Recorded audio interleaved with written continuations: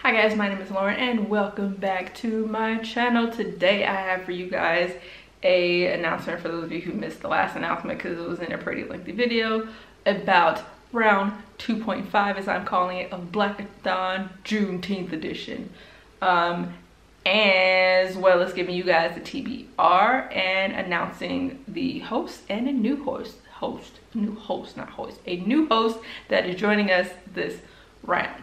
Now, for those of you who are new to my channel, new to all of our channels or any of our channels, Blackathon was created by Jesse from Bow Ties and Books. The first round was in February of 2019 because February is Black History Month. It is a readathon in which we celebrate Black voices and read books by Black authors about Black characters, just Black as fuck, okay? That's why I love it. Jesse has been awesome enough to have my crazy ass as a co-host for both rounds, and we are back for a third, a kind of power round, if you want to call it that, because of all the fuck shit that is going on in the United States right now, police brutality and Black lives just being decimated for no goddamn reason. It's not new, it's been going on.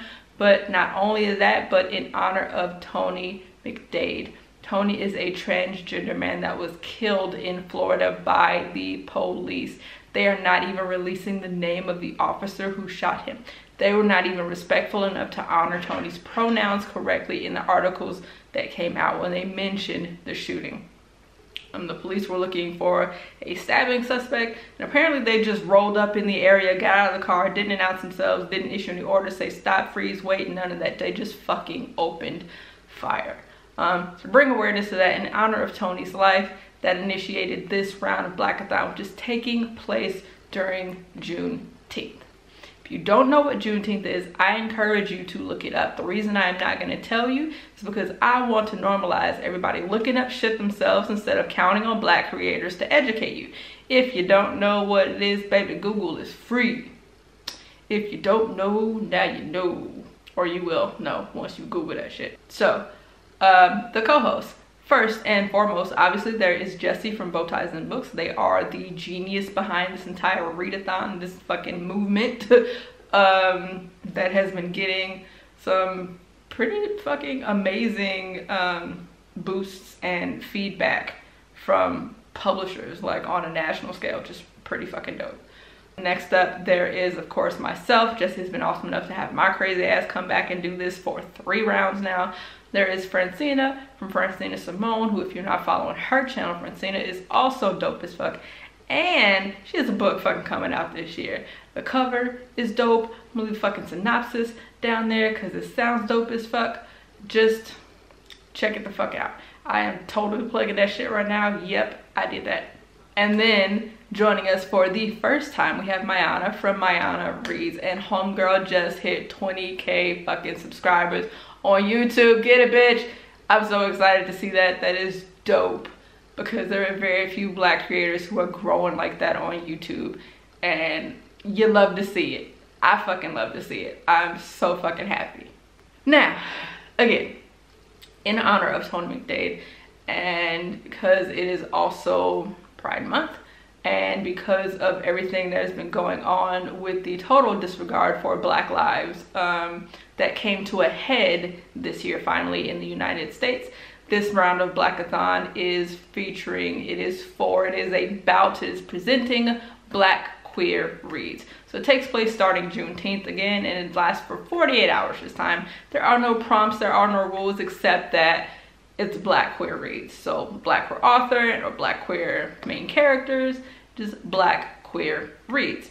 You can be as competitive or not competitive as you want to be. You can have a TBR that's like 6 books and you do like a 40-hour readathon where you try to cram all them books in there, or you can just take the time to savor and enjoy one book over the 2 days.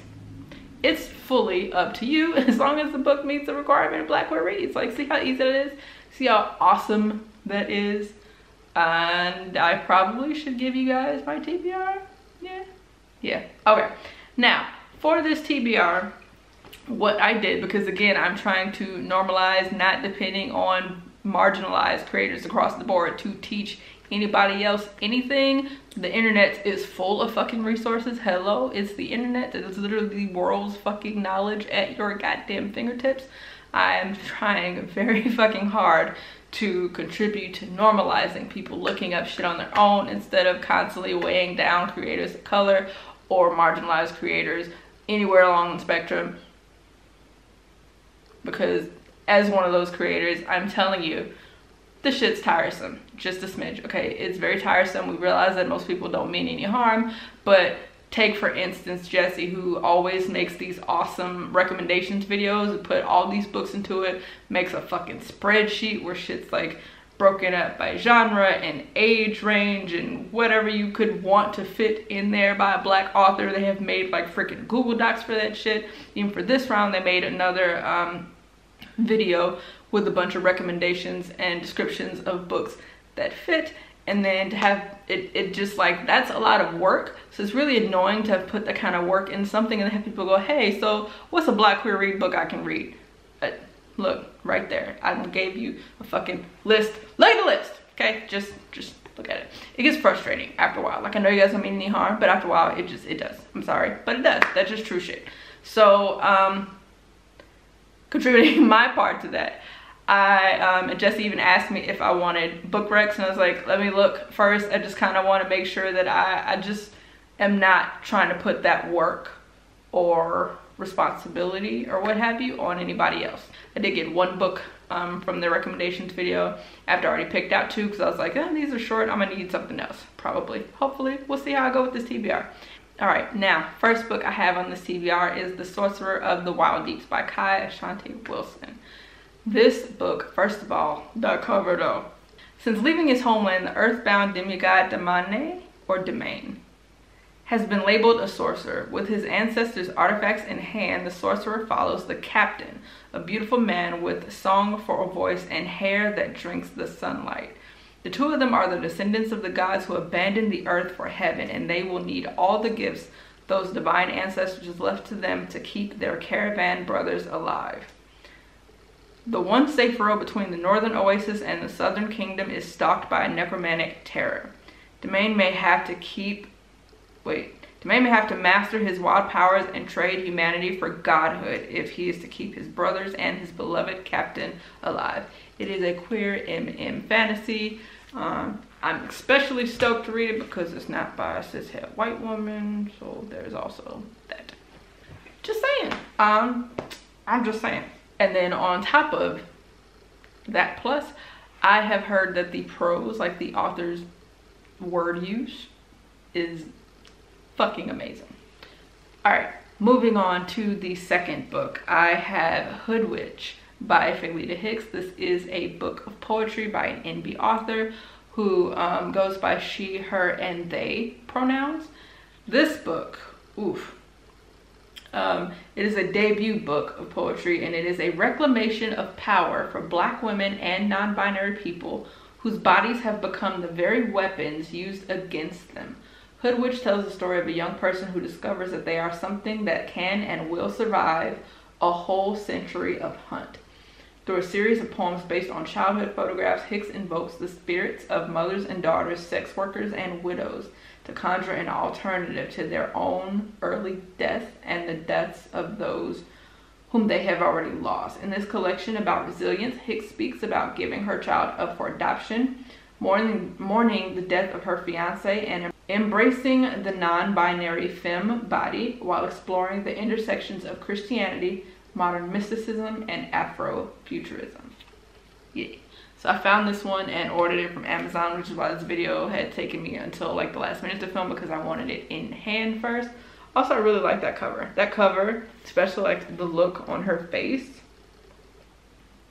really grabs me. And then lastly, this is the book that I got from watching Jessie's videos. It is Freshwater by Akweke Emeze. This is their first, I believe this is their debut novel about a young girl in Nigeria who is dealing with multiple personalities because of the way that she was born.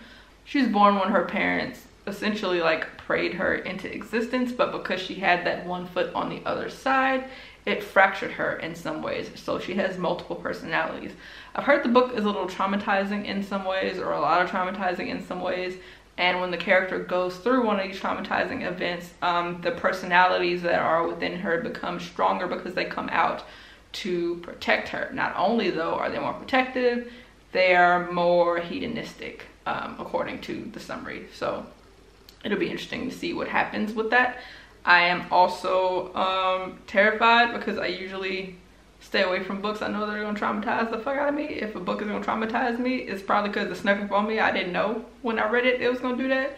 So we'll see how this goes, but I'm gonna save that one for last. I'm gonna read the two short ones first. This book made the list because this author, I can't speak English, is also non-binary. So I have a gay male author and then two non-binary authors.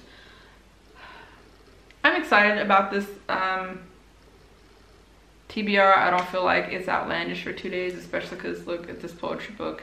It is 95 pages and it's poetry, so it's not like it's like real lengthy, wild out there pages, and the other one is a novella, so it's not that long either. I think the only full-size book is Freshwater, so in there like swimwear. Again, don't forget to check out Jesse's video. I will link it down in the description box. Check out Francina's book because that ish looks dope and that cover is dope.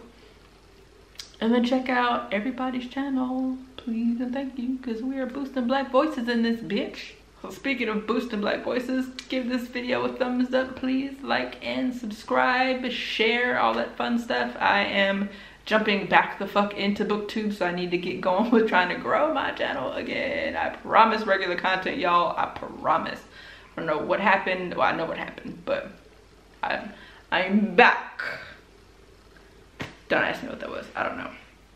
But yeah, so like, comment, subscribe, share. Follow me on Twitter. I mean, you can follow me on Bookstagram. I don't really use that much. I will when they lift these travel bans and we start traveling again.